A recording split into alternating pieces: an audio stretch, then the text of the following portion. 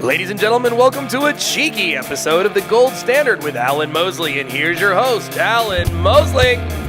Thank you so much for joining us again at The Gold Standard. I am your host, Alan Mosley, and we're up to episode 36. Yep. So we have more episodes than I have years now. Nice. So Yeah, okay. So that means we need to take like a 6 months hiatus. 6 months hiatus. So remember at the end of last year, we took a little hiatus around the holiday season and all that? Mm-hmm. I remember that. You think we'll do that again? Maybe. Maybe? Well, I mean, if we feel like we had the day we had yesterday. If we really have it? Okay. Yeah, I'm tired. Well, that tells me all I need to know. Yeah, that's all you need to know. So, guys, if you want to join us on social media, it's facebook.com/TGS Alan Mosley. You can find us on Twitter, which is @Alan M. Mosley. YouTube is now youtube.com/TGS Alan Mosley. Mm-hmm. And you can get us on your favorite podcasting platform of choice, including Stitcher, Google Play, and iTunes. We are a proud member of Little L Productions, which features other such awesome programs as the Sherry Voluntary Show, Postcards from Somalia, and Sports Ball with Mike and Alan, who is our friend Mike Maharry, who has been on this show probably too many times. Nah, he needs probably to come too many back. times. No, he needs to be No, here. he certainly doesn't need to come He should just back. be this little window right here that always has Mike in it, you know. Well, speaking of Mike, we have a different Mike. We have a different Mike. Yeah, because everybody's named Mike. So we actually had like Mike Maharry and then Michael Bolden. Well, I don't call him Mike though. No. Like in a few week window. And so not to be outdone, we have a new Mike. Yeah. So today we are joined by Michael Clark, who is an editor for the Rakuro Initiative. And I know more about Mike, but we actually never discussed what he's comfortable with me saying on the air. So I'm just going to say he's a delight. He's a delight. Mike. I love how you lie. Yeah, right? Well, I mean, we can't talk politics without lying. You have to be within the element, you know. Yeah. Right. Yeah. So, Mike, welcome to the show. Welcome. Thank you very much. I'm happy to be here. Well, you say that now. You just wait. It's good timing. I just got out of makeup. Do I look good? Yeah. No. Yeah. Okay. No, it's perfect now. Don't change a thing. So, Mike, you and I actually visited in East Tennessee just a couple of weeks ago, and we were talking about, as we are wont to do, there's topics in the libertarian community, in the conservative world, in the political sphere, whatever you want to call it, that no matter. I guess what I would say is no matter how foundationally principled you may be, some topics are just really complicated, and people who agree on 99% of things can have wildly different stances on a few key topics. Mm-hmm. And so what we're going to do today is talk about all of those and alienate everybody. Sure. Are we going to include whether or not pineapples belong on pizza? Well, we know they don't. Well, I don't know. Okay. Yeah.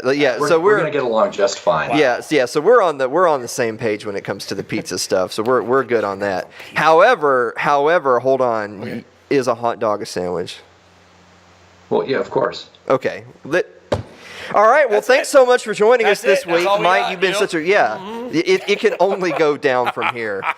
So, Mike, we've already decided that today's episode is going to be called "Smashing the Overton Window" with Michael Clark. That's right. So that's great. So for our audience at home, give them a quick overview of what is the Overton window and how does that apply to what we're going to discuss today. Well, if you think about a football game that's played between the two 40-yard lines, that's the analogy that I like, except apply that to discussions. So the discussions can go a little bit right that way or a little bit left that way. Am I pointing the right way? Yeah. But the discussion is very, very narrow and essentially meaningless. Yeah. Okay. So the Overton window is kind of a harking to everyone's favorite libertarian podcaster, Tom Woods, is that when he talks about the 3x5 card of allowable opinion, and you're talking about the distance between like Mitt Romney and Hillary Clinton, that's the Overton window, because wherever those positions are, and then to the middle, the mean, that's polite discourse. But if you're outside of that, then somehow your opinion is uncouth for polite society. Right. So we got that? I think so. Yeah. Okay. So let's just start right off the bat with a really juicy one. Okay, sure. So a lot of people who watch the show probably know who Stefan Molyneux is. And he's an interesting guy. He's got one of the most downloaded and listened to shows, internet programs, podcasts, whatever you want to call it, on planet Earth, Free Domain Radio. But And to be fair, there have been times that I've watched programs of Stephan's and thought, wow, that was a really good program. Had a lot of data, put together a really awesome presentation. So, I mean, he's covered a lot of topics in hour-plus long videos that I thought were really well done. However, where I think he kind of loses the forest from the trees a little bit is the kind of more recent trumping that he does. Trumpeting. So I think it's fair to say that he's been fairly pro-Trump since his rise to political prominence and during his presidency. So Stephan, on the one hand, would say that, well, I'm an anarchist, the state is evil, I believe in individualism. But then in the same breath, he would say, but, what can you do? The world's not perfect. There's nothing we can do about that. So let's just go ahead and celebrate President Trump. And one place he does that is immigration, borders, build the wall. Now, Mike, I'm going to ask you a tough question. What is the libertarian position on building the wall? It's stupid. Okay. Now, so let me ask you a better question. So why is it then that even within the libertarian camp, you have closed borders libertarians that are like, hey, let's build the wall, where's the funding? And then you have other libertarians that, again, on 99% of other issues agree completely, but they're saying no, open borders is the only logical, acceptable way in libertarianism. So where is that divide? Like, what's happening there? Well, I would like to decouple those two issues. So immigration is one thing. I think the wall is something completely different. Okay. Because I think some libertarians would say, yeah, we should have closed borders, but other libertarians would say, yes, we can do that, but we don't need the wall in order to do that. So I think the wall is just impractical and stupid, and Mexico's going to pay for it. No, Mexico's not going to pay for it. We're going to pay for it. I mean, let's be real about that. But then there's the question about whether or not we should have open borders or closed borders. Well, if you're a voluntarist or an ANCAP, you would say open borders, obviously. But the other side of that coin is, of course, we live in a society that taxpayers pay for public lands and public services and all these other things. And so it's an act of aggression for the government, who is the steward of the country, to just let people in willy-nilly. So immigration is okay, but it should be controlled in some way, which is what Molyneux is getting at. So I guess one of the boogeymen that you hear a lot of times is that, well, but you're letting over criminals, right? Like, all the worst elements of other societies are the ones that are just pouring across the border in the dead of night. I mean, what do you say to people that say that, well, we just can't have immigration in any open sense that a libertarian society would want, because if you do that, then that's the elements you're getting. You're not getting doctors and scientists. You're getting rapists and thieves and murderers. You're talking about with the current immigration policy? Yes. Yeah, so I actually used to be in that camp. Well, I didn't actually know what the effect on the crime rates were, but I did subscribe to the argument that if immigration is in fact rising or raising the level of criminality in the country, then that is actually a problem.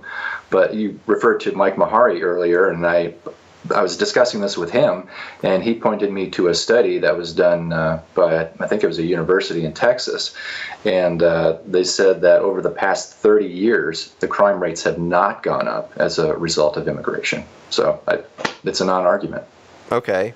Well then, okay, so I think where a lot of libertarians are kind of then mixed is that the quote-unquote purist would say that, well, this is the way we would do things in a voluntary society, period, end of discussion, versus the realist, I guess, we'll say realist as the name of their camp, to say that, well, but we don't live in that society, so we have the welfare state, we have public schools, we have, Medicare and Obamacare, we have all these programs, and so this type of immigration policy is only leading to more net takers of the system as opposed to net payers in.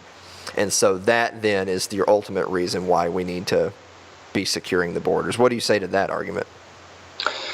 Well, I don't know any statistics on that, but I do know, so I work at a pretty big corporation And we have a lot of people that work there from all around the world.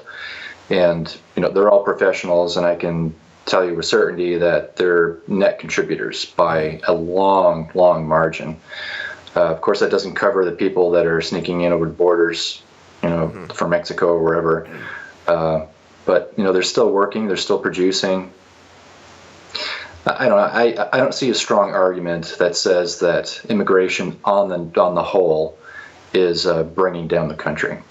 Well, it's not. It just isn't.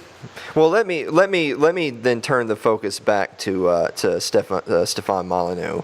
So where he's taken a lot of criticism for his kind of hard line, somewhat, I think it's more fair to say pro-Trump-esque positions, is that he talks a lot about genetics. He talks a lot about IQ and racial differences in IQ, and that sort of kind of comes back around to the age-old argument of nature versus nurture, right? Like, how much does your environment have an effect on who you become and what your capabilities are versus your genetics. And I know, and of course, this is why we're discussing it, because that's one of the, we could get on Google right now for 5 minutes and find 100 studies that argue both sides, right? Yeah. Like, there's been plenty of studies that argue both sides. So what do you say to the person then that says that, well, yeah, sure, we'd love to compare apples to apples, and yeah, sure, we love everyone to be well-fed, well-educated, blah, blah, blah, blah, blah. But it doesn't, but too bad, because here in the real world, you have certain races, i.e., Western whites or East Asians, who just genetically are more apt to have a higher IQ. Maybe 10 points above the mean, whereas you have Sub-Saharan Africa, maybe Eastern Europe, South American or indigenous tribes that just on average are 10 or 15 points below the mean, and therefore that's something that you should take into consideration when you're looking at immigration, because why do you want to have an influx of people that are bringing down the mean average of your community in its intelligence quotient? What do you say to that argument? So the first thing that comes to my mind is that you can't derive an ought from an is, which means you can look at a set of facts and say, okay, this is the way that something is, but the next question is, what should we do with it? Is there always an obvious question about what should we do about it? And the answer to that is no. Yeah. So when Molyneux looks at these IQ statistics and he says, this race is here, this race is here, this race is here, fine, I can take that at face value. The trouble that I have is saying, okay, well, even if that is true, does that mean that we should close the borders to them? He doesn't argue that case very strongly, in my opinion. Well, so I guess where I know that there's some people at home that are saying that, of course, look, this is a touchy subject, and anytime you talk about race, it's a touchy subject. I think that the pro genetic argument or arguers would say that, well, look, the data is pretty conclusive that this is just what it is. And so we're not saying, load anybody into a boxcar. We're just simply saying, like, you can't bring in, 5 million people from a community that are not particularly Western civilization friendly, or at least they don't come from that culturally, right. And that statistically they are undereducated or, undervalued in our marketplace, in our workforce, and then expect there to not be negative ramifications for society as a whole. Now, I'm a little bit more favorable to that in a concept. Right.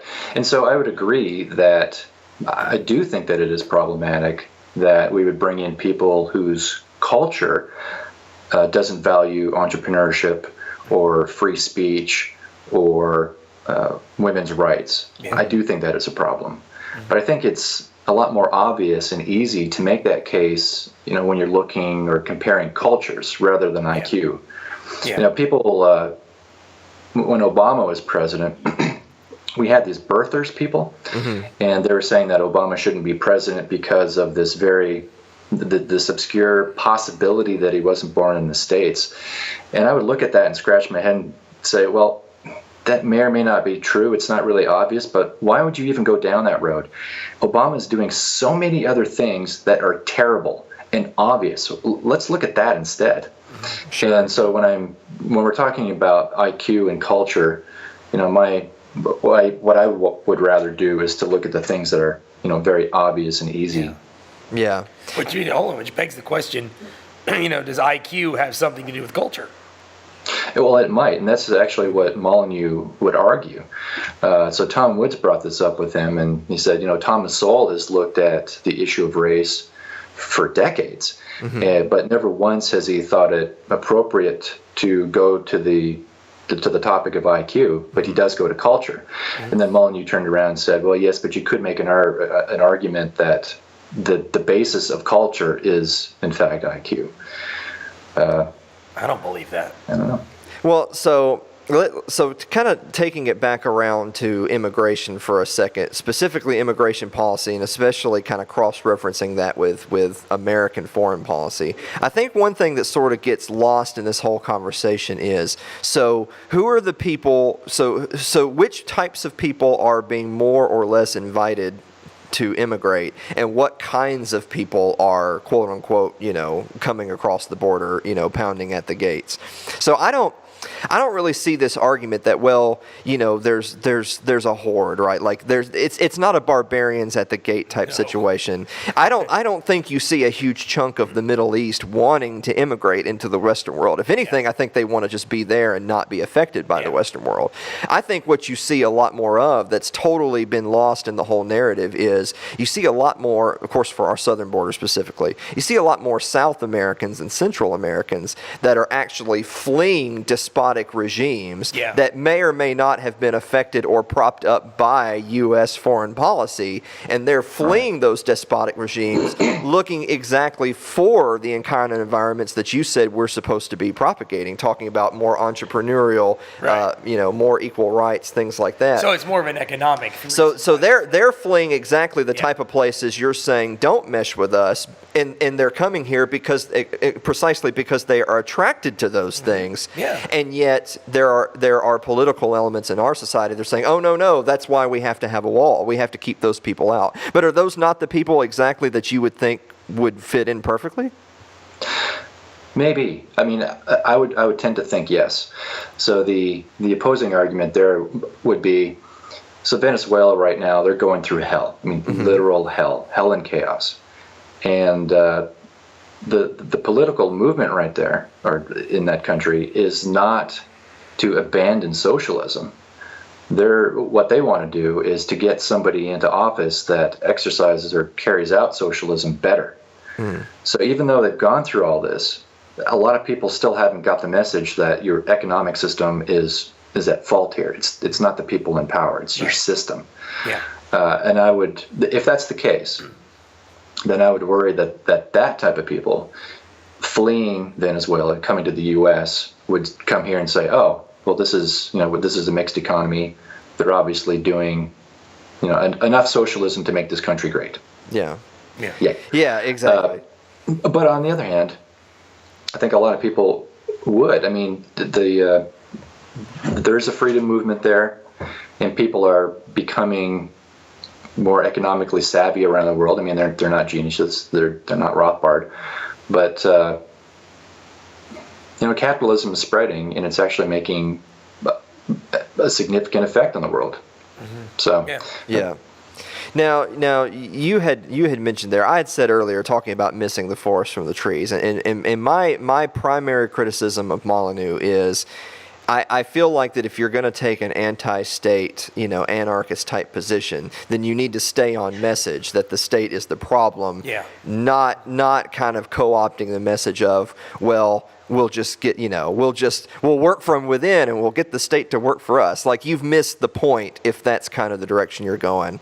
Now, so you had mentioned kind of a similar vein, and it reminded me of all this Kavanaugh mess from the last couple of weeks. So you had just said that, well, there's people trying to get Obama impeached over his birth certificate because he may or may not have been born in the States.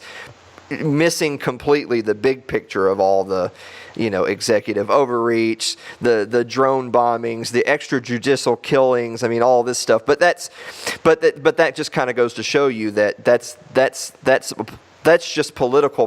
That's a political pandering. That's a political contest, because both sides of the major political coins are perfectly fine with all those things. They're just looking for a technicality because they don't want to shine light on something that they actually would want to control themselves when they have the power.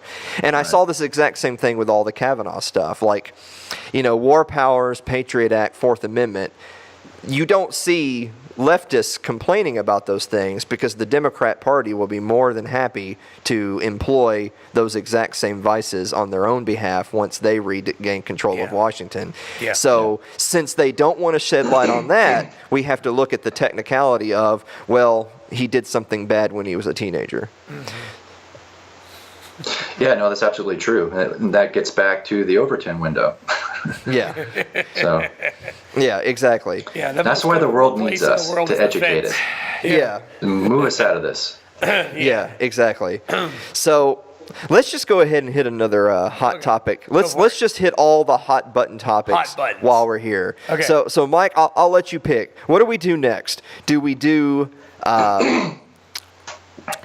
how screwed up the LP is? Do we do abortion? Or do we do the transgender LGBT movement, or do we do? I mean, you pick. You pick your next hot button topic, because we're going to smash the Overton window today. Let's go LGBT. LGBT. So right off the bat, I just saw yesterday. Me and Blake were really busy yesterday, but I saw some reports in the news that supposedly executives from ABC were admitting that maybe they were a little bit rash to have fired Roseanne Barr from the network because they had just debuted the new Roseanne show and it had great ratings. Yeah. And then she said something insensitive. And then she was promptly fired because, when the mob demands blood, that's what you do. You just give in to the mob immediately with no pushback whatsoever. And now with the updated non-Roseanne version of the show, The Connors, it bombs.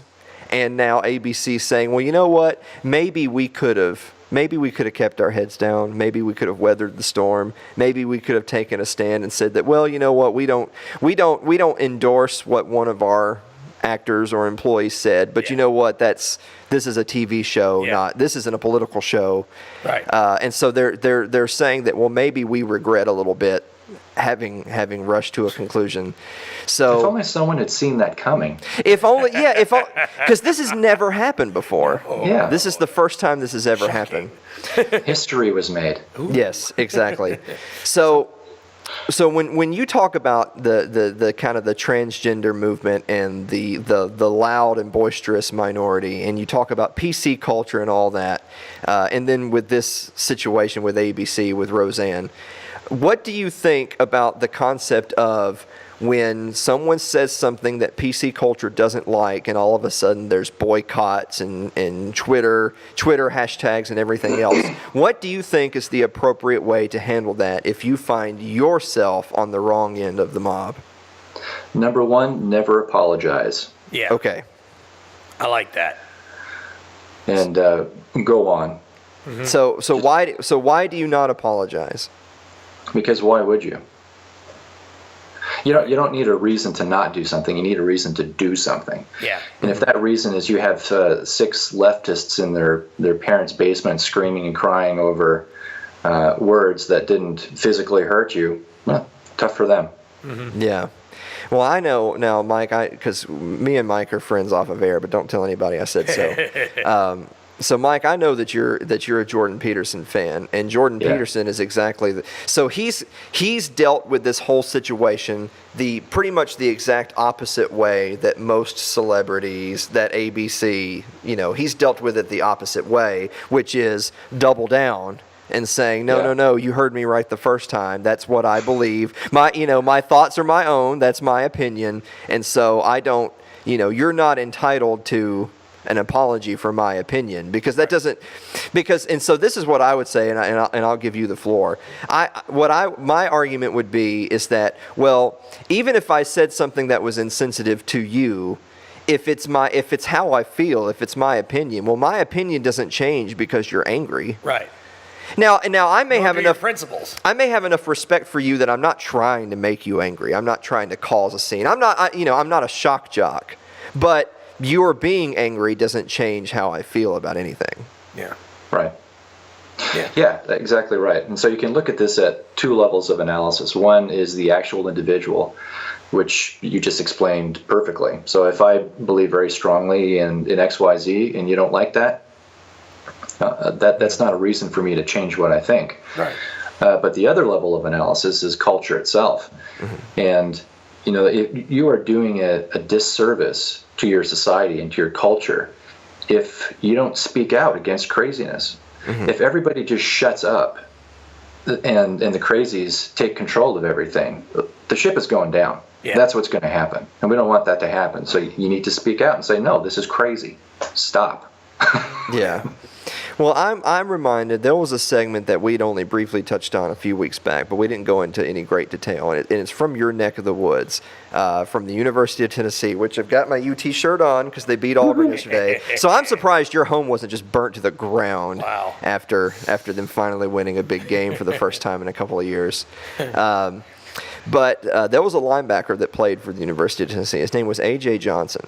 And A.J. Johnson had found himself in a situation where, as a junior, he was an outstanding player. I mean, we're talking, this is a guy who's going to get drafted pretty high in the NFL draft. So we're talking millions of dollars. And he decided to go back to school for his senior season as opposed to coming out as a junior. And in the throes of his senior season, an accuser came forward that accused him of rape. Now, at that moment, at the moment that the accuser has come forward and said, I was a victim of sexual assault by this guy, he was immediately kicked off the team. He was immediately expelled by the University of Tennessee. The University of Tennessee already settled out of court on a Title IX suit with the accuser for some six-figure amount of money. All of that took place before anything else, before any fact-finding, before any concrete evidence, before no due process, before any trial, anything. But it gets even better than that. So this actually went 4 years before he actually saw his trial. Now, the trial ends up only lasting 5 days, and he's found innocent. He's not just acquitted, he's found innocent. I mean, he's ruined, so it doesn't matter. The trial goes for 5 days, he's found innocent, and the jury deliberates for like an hour, and they come back with the verdict. But the point being is that so many decisions were already made. So the conclusion was already reached with the team, with the university, with the people who enforce Title IX. The decision was already made that, well, the accuser accused, therefore she must be telling the truth, therefore he must be guilty. So there's already been financial payouts, and his career is ruined. And then on top of that, he has to sit around while the state drags its feet for 4.5 years before he actually gets to defend himself in court. And unfortunately, this isn't a rare story. I mean, this happens all the time. But his particularly gets in the press because this is a guy that, again, I mean, he was going to go sign a $5 or $10 million contract, but instead found himself on the wrong side of this. So what is there anything that we can do as just members of society to try to push back against this, believe women, Me Too? Because, and of course, I know what our opponents will say is that, oh, what are you saying? You don't believe women? What are you saying? You don't care about sexual assault? No, it's not about that. It's not about that. It's about this. It's about this concept that you can be tried and executed in public opinion in minutes, while it actually takes years for the actual fact finding to take place. I mean, so is there anything that we can do to push back against that? That's $1 million question. I don't think you can do. Well, that's why much. I have Mike Clark on the show. I don't think you can do much about the public opinion part, but it seems like there's something that we should be able to do about, like the University of Tennessee. That would be considered a state institution, right? Yes. Yeah. And we have this concept of due process, and I guess in their twisted minds, they thought that what they were doing was some sort of due process, but it's obviously not. I mean, they destroyed this kid, they destroyed his future, they destroyed his reputation, and took 4 years out of his life just to come to the conclusion that, oh, you're okay after all. Yeah. I mean, it seems like the university should be hauled on the carpet in a big way. Oh, yeah. And that all institutions, I mean, there should be some kind of laws in place. Okay, I'm an ANCAP voluntarist. I know. I'm know. not supposed to advocate laws. I wasn't. I was going to let you explain before I said, "Oh God, you fucking statist." Jesus. So I'm going to let you explain. Go ahead. I'm okay with laws that affect justice. So if these state institutions are doing really crazy things that hurt people, and we can make laws that lessen that, then I'm all in favor of that, obviously. In an ANCAP society, there would be laws, there would be courts, there would be justice. Yeah. So we have to deal with the world that we have now. We have a state legal system and judicial system, and if we want to try and make things better, that's just one of the vectors that we're going to have to use. But that seems to me like there should be some kind of state action against universities that would act like this. Well, let me ask you a little bit broader question. So you're a little bit older than I am. You're in your early 80s, and here I am at 33. Such an asshole. Yeah, I know. So I mean, can you remember a time, like, I don't think it's a stretch to say that when you look at the news, and maybe it's because the news is so sensationalized and we get so much information that's why we tend to jump to conclusions. But can you remember a time when, like, you actually felt like there was a genuine chance that violence would be spilling over in your lifetime? Like, I've seen the videos and read the history books. I'm a historian. Like, look, there was plenty of marches and violence during the civil rights movement during the 60s and early 70s, and during the Vietnam era. And I'm not trying to lessen that one bit. But I would say, at least in my lifetime, so you're saying 1980s, 90s, and then 2000 plus, I've just never seen that kind of civil unrest, rioting and marches, and really specifically, like, politically based violence. I mean, can you think of a time in the last 30 plus years in American history where you actually took a step back and thought, wow, there's actual political groups that are, destroying property, throwing rocks at each other, beating each other's skulls in with bike locks, one side's trying to sick the police on the other. Can you think of a time like this any time in recent history? No, not even close. Not even close. I mean, the rise of Antifa and that type of violence and mindset, that's a new thing for us, for me. It's scary. Yeah. So again, of course, we're ANCAPs, and we don't advocate the state, and we don't advocate laws and all that good stuff. But it kind of seems to me that, look, we certainly don't back the blue on this channel. But if you're gonna have a police, if you're gonna have, you're stealing my thoughts right now. You're stealing my thoughts. Well, hold on. I'll let you take this one over. All I was gonna say is that it seems to me like if you're gonna have a police, if you're gonna have a state enforcement group, then aren't those exactly the kind of people who are supposed to be in the streets combating Antifa marches that result in violence and not looking the other way?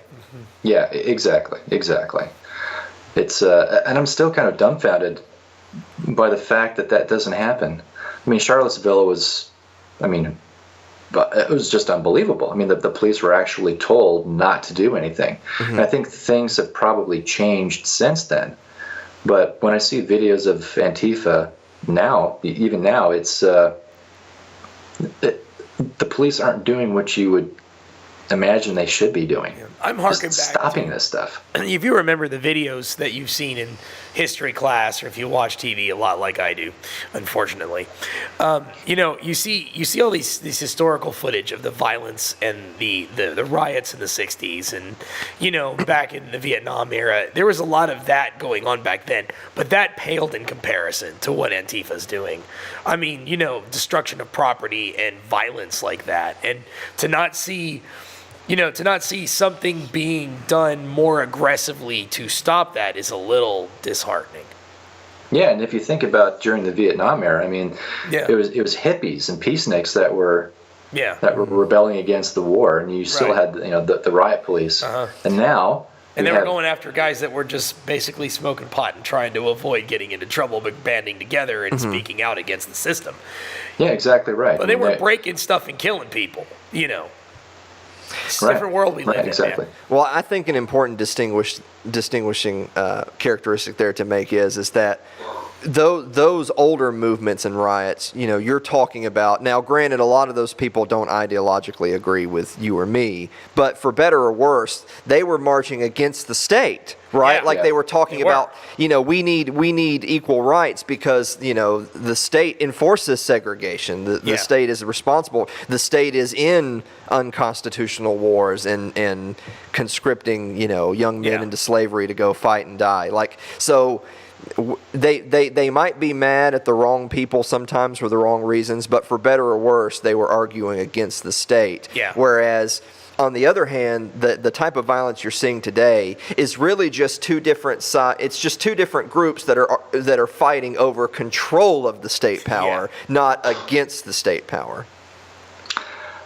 Alan Mosley, I knew there was a reason I liked you. I'm getting pretty good at this. Didn't you hear we're up to episode 36? I did. Congratulations. Yeah. Thank you. Yeah, I mean... No, that's a great point. That's a really good observation. Well, see, that's why we brought you on. It's because I've told guests before I only want yes men to come on the show and validate my feelings. And if you can't do that, you got to go. You gotta leave. It was in my contract. Yeah, exactly. Paragraph 16, subsection A. Yeah, exactly. Well, because there's going to be contracts in an ANCAP society. Obviously. So let me slightly change directions, but on a similar vein with this. You brought up Antifa, so this is on you. This is your fault. You brought up Antifa, but. Again, where I think a lot of people, including in the libertarian community, now I'm not a fan of the LP, and I'm more than happy to make fun of fake libertarian neckbeards with their Cheetos dust all over their fingers, thinking they're... Hold on. Okay. Yes. I just want to show you a clean-shaven neck. Yes, well-trimmed. Amen. Okay. That's the way it's supposed to look. So you have these types out here. You have the, tell me if you've heard a few of these just in the last week or two. There's the, well, I know Lindsey Graham's not good, but boy, I sure did like that speech. Or the, well, I know Trump is bad, but he sure is owning the libs. And I'm like, you fucking people. Like, you obviously don't get it. Like, you just wanted to join a club because you're an angry Republican and you're looking for a different team, or you're a Democrat that thinks they don't go far enough, so you're looking for a different team. Yeah. That's not what being a libertarian is. A libertarian is not an angry Republican. That's not a libertarian. Right. So now, I do feel a little bit differently between Trump and Lindsey Graham. So I think Lindsey Graham is just a detestable human being. Yes. And because he's in a position of influence, but not exactly a position of power. Yeah. So he can't really do anything in and of himself. So I don't like him, and I don't care about him because I don't have to care about him. Mm-hmm. Trump is a little different because he actually does have power, and he has done, so there's the deregulation. He's been pretty good about that. He's been good about the Paris climate bullshit. I think it's okay for libertarians to call a spade and say, okay, he's done good things well and he's done the bad things stupidly. So that's okay. Okay. Well, I mean, I think that's fair, but I think it's also more than fair to say that at least in the circles that I run in, a lot of your, quote, libertarian community is more right than left. And so because of that, it still tends to devolve into your tribe type situation where, well, you know, the GOP's bad, and I get that that's what we're supposed to say, but them Democrats, they sure is the worst, am I right? and I just feel like that's just a one-way ticket back to this whole concept of, well, every single election that's ever happened is the most important election of our lifetime, and all of these so-called libertarians are just gonna go vote for another statist who this might come as a shock to you, is awful. And they're exactly the same on everything, but they'll vote for the statist which with whatever letter or color on their lapel most meets their needs, and they won't see that. Like, they'll still think, oh, but I'm totally a libertarian, you guys, yeah, down with the state, as they're casting a vote for a Lindsey Graham because he gave one good speech one time. Like, is that all it takes for you to compromise your principles? Yeah, some people are kind of stupid that way. I don't believe you. So no, it's actually true. Okay. It's scientifically true. It was in the New York Times. They said that. Oh, wow. Well, we're science deniers on this show, so. Yeah. No, the Earth is flat. Yeah. What's that? Don't listen. Blake's talking way too much this episode. He's talking too much. We were out late last night, and he's angry and tired, and we're talking about all this stuff that gets him excited. Too much karaoke, yeah. Yeah. No, so to the people that say that this election is the most important election ever, yes, I will give them 1 inch on that, seeing as the federal government seems to grow and grow and grow every year. So, you know, the more they grow in power, I guess the more threatening they are.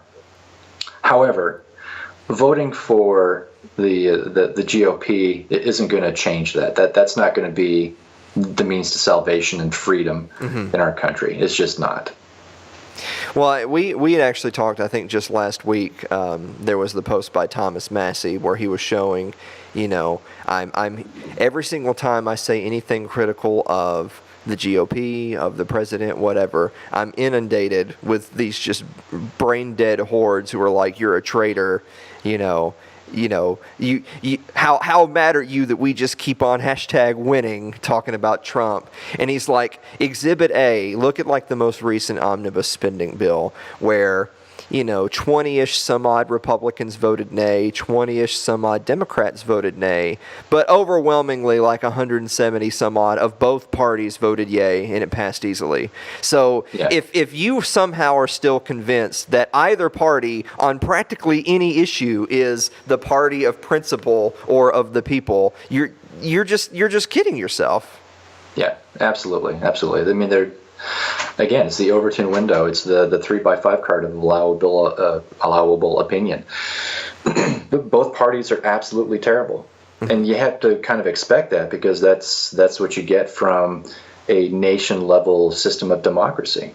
Yeah. And it's built into democracy. And I hate to say it, but that's where the problem lies. That democracy incentivizes the existence and fighting between political parties like this, and the simplification of the centralization of power and the oversimplification of issues and everything else. So I think that's where I'm going to take this as an opportunity to turn this full circle back to where we began. We were talking about immigration, race, IQ, voting demographics is kind of where I'm going to go with it now. Is for better or worse, you had just mentioned the nasty D word, democracy, and how when you have a dumbed down voting populace, and that's not immigrants, by the way, those were just the people who were indoctrinated in public schools, mind you. Yeah, no joke. When every single thing has to be condensed into a 15-second, bumper sticker type of a slogan, in libertarianism cannot be condensed into a bumper sticker. It just simply can't be. And by and large, you basically have, national democracy who's voting for whatever next monster is going to be at the control of the Leviathan. Does that give some credence to the Molyneux perspective, which is, well, if you dump 20 million more votes into the system, and those votes are just wildly uncharacteristic of traditional Western civilization, then you're going to be going down a path you don't want to go. And so, therefore, let's taking it to libertarianism. We believe in the NAP, right? The non-aggression principle.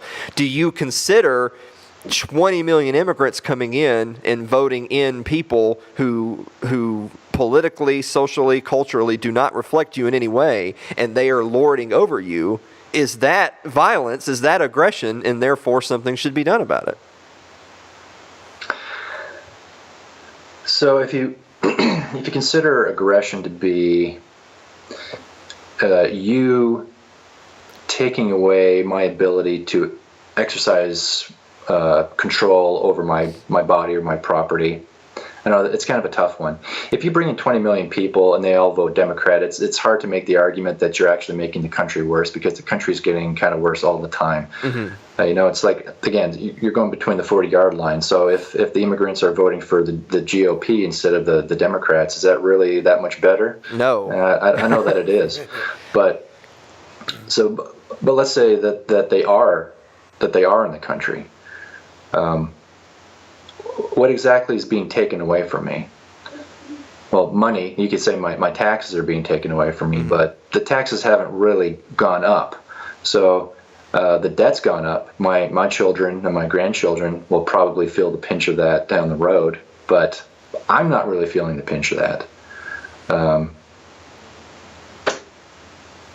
don't know, what are you thinking about this, Alan? Well, I guess what I would say is that so herein is my fundamental disconnect with kind of, I don't want to put words in his mouth, but in my summary of the Stefan Molyneux position, my fundamental disconnect with it is talking what you just said, is that if you understand that the state and its power and its authority is the problem, and you understand that the major political faction in this country, neither of them are trying in the least to limit the scope of government and dismantle the state. Right. They're just arguing over who gets to control the state and unleash its power upon its enemies while lording gifts over its friends. If you get that, like if you're woke enough, if you're beyond level 1 woke and you understand that that's what the situation is, then it's a moot point to worry about where the immigrants are from and who they're voting for, because if they're voting for one of the major state apparati, you're losing. Yeah. Right, exactly. So if you're going to make videos until kingdom comes saying that, well, we need to put the kibosh on this because it threatens our way of life, but you don't already understand our way of life has long since been threatened. It's being threatened by plenty of people domestically right now. Yeah. We're not talking about immigrants. Yeah. And media, academia. Yeah, exactly. And from top to bottom. Yeah, as Michael Malice always says, the corporate press. The corporate press is the enemy of the people. So if you get that, if you get that foundationally, and I don't mean, well, yeah, I hear what you're saying, but I hate whataboutisms. I hate the actuallys and the whataboutisms. If you truly understand what we were just talking about, then I just don't see how you can then propagate a position of, well, we have to stem the tide because the other is always responsible for moving us in the wrong direction. It's not where we're at now. It's not the people here today who cause these problems. It's always the other. You're looking for a way to put blame on someone while trying to promote this concept that. So again, talking about the left-right divide, because look, I if anything, we shit talk Republicans probably a whole lot more on this show than we do Democrats, and it's not because I think anyone's better or worse. It's not that at all. I think they're equally terrible. But that's exactly the point. Is that I just don't see how you can self-style yourself as a libertarian or an anarchist, and then write an article or make a video saying, but we got to double down against those Democrats because they sure are bad. Like I feel like you've compromised yourself and your principles if you say that. Okay, so I step into Molyneux's defense a little bit here. Okay. So when he was explaining this to Tom Woods, what he said was, originally I thought that the way that we could change culture, because I think you probably agree with me on this, Alan, that politics is downstream of culture. Yes. So if we're trying to change culture, how do we do that? Originally, his answer was, well, we're going to teach our young people about freedom, and we're going to make sure that the next generation rises up to be freedom-loving people. And he said, I looked around and people weren't receiving that message, and I didn't see that happening. Mm-hmm. What I did see instead was demographics that said that, I guess essentially white people are going away, and all these other people are coming in, taking their places, and they're people that don't like freedom. Mm-hmm. So, from a practical standpoint, if we want to stop this ultimate result of freedom being stamped out from the world forever, then we need somebody like Trump to kind of come in and say, all right, we need to shut down the border and make sure that we have some way to preserve whatever amount of freedom we do have. Mm-hmm. I think that's the argument that he's making. Mm-hmm. Now, I don't agree with him. I think he's wrong about that, mm-hmm. because of everything that you just said. But that is his argument. I think it's fair to say that he is not pro-state, but he is trying to. He's taking a practical stance to stop what he sees as freedom from going away forever. Yeah. I get that. I think that that's a good summary of his argument, and I can get the argument. I guess what I'm afraid of is that if we're gonna talk about practicality and realism, let's talk about practicality and realism for a second. Libertarians make up 0.3% of the population. It's get a grip. You're not going to win. Is it that high? Yeah, right. Well, I mean, if you take out the people who say they're libertarians, but they're just angry Republicans, then it's 0.3% of the population. So you're not going to win any elections. Your ideology is not made for mass consumption, is the way I kind of look at it. I think it's the most logically consistent. I think it's the one that lends itself best to peace and prosperity, which I think. I don't think you'll ever have a politician that'll run on a platform of anti-peace and prosperity, because that's not good optics, right? But they'll support things that hurt the chances of peace and prosperity and get elected just fine. I just don't see any practical way. So I agree with Molyneux in saying that, well, he had an initiative, but he was looking around and saying, well, this isn't working. So I agree with him. It's not working. And I know that that's kind of a doom and gloom sort of way to end my thought. But I have kind of reached a point for myself personally, my philosophical position is I've kind of reached a point, and I got this from Jeff Deist when he was on the show, is that I'm really just done with parties and liberty movements, Tea Parties, Liberty Party, Liberty Movement, trying to find the next politician who most closely resembles Ron Paul. I'm kind of done with all that. I've kind of moved on to a position of I have no control and we can't win the political game. So what we can do is just try to be the most successful individuals we can be, and then we can translate that success into comfort and standard of living for our friends and loved ones. And maybe that's the win. I mean, maybe the win is be a successful libertarian, live by example for other people to follow, and then the chips are just going to have to fall where they may. Because we're not going to win the political battle. That's not going to happen. Yeah, no, I agree. And I also like Jeff's point that the whole idea of national elections is that you're going to force X millions of people to live under the wishes of Y millions of people, which is always aggression. So even if the Libertarian Party won the national election, we had an LP president, and that president forced the country to live under freedom, people wouldn't want that. So it's contradictory to even have that goal of, having the LP occupy the White House. Yeah. Instead, what makes more sense is for, subsidiarity, decentralization, nullification, to get smaller groups to say, okay, you guys want to have socialized medicine and all that crap over there, that's fine. I'm happy for you to do that. But me and my people over here, we want freedom. And I think that's the better way to go. But in the meantime, just like you were saying, it's depressing. You look out on Facebook and you look out on the news, and it's just depressing. There's so much ignorance, and you're having to fight the state on every level, in the classroom and that universities and media. It's pretty depressing. At the end of the day, you think, I just want to recede into my own life, my family's life, and that of my friends, and just screw it. I'm just going to do the best I can for myself and move on. Yeah. But maybe we can get enough people together that we could figure out a way to get our own free state. Maybe the Free State Project will work someday. I don't know. I wish them the best. I'm not going to move up where it's cold, but yeah, exactly. That's the number one knock on the Free State Project is that I'm not going anywhere where it's below 70 degrees. So I'm sorry. That's just how it is. So Michael Clark, thank you so much for joining us today. This has been a really fun conversation. I wanna get you out of here on one more thought. What do you think about Kanye West visiting Donald Trump in the White House, and why is he an Uncle Tom? Go.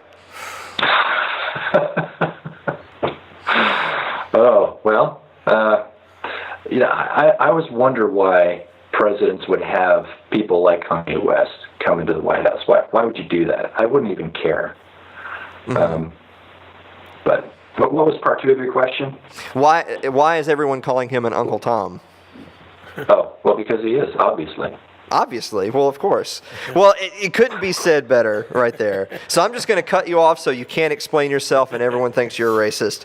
Mike, thanks so much for joining us today. Yes, sir. Guys, thank you for having me. Thank you. Guys at home, Facebook.com/TGS Alan Mosley. Twitter's @Alan M. Mosley.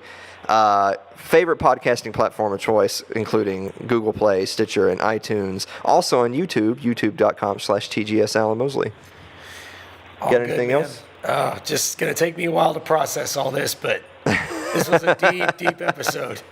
All right. Well, thank you so much for joining us, and we will see you next week.